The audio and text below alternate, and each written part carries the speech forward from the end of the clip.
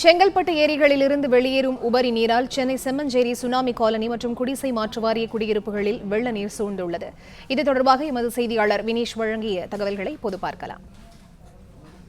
செங்கல்பட்டு மாவட்டத்திலிருந்து வெளியேற்றப்படக்கூடிய முக்கியமான ஏரிகளின் உபரி நீரால் செம்மஞ்சேரி சுனாமி குடியிருப்பு பகுதிகள் முழுவதுமாக வெள்ளக்காடான நிலையை காட்சியளிக்கிறது.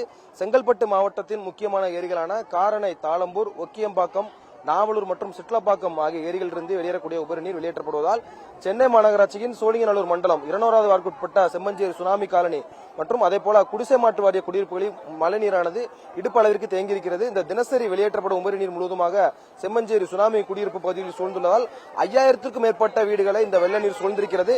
இந்த பகுதியில் உள்ள பொதுமக்களை பாதுகாக்கவும் தங்க வைப்பதற்காகவும் மாநகராட்சி சார்பிலே 2 நிவாரண முகாம்கள் அமைக்கப்பட்டுள்ளதாக மாநகராட்சி தரப்பிலே தெரிவித்திருக்கிறார்கள். தொடர்ச்சியாக மழை நின்ற பின்னரும் உபரி நீர் முழுவதுமாக இந்த செம்மஞ்சேரி சுனாமி குடியிருப்பு பகுதியில் முழுவதுமாக சூழ்ந்துள்ளதால் தங்களுடைய இயல்பு வாழ்க்கை பாதிக்கப்பட்டுள்ளதாக இங்குள்ள பொதுமக்கள் குற்றச்சாட்டு முன்வைக்கிறார்கள்.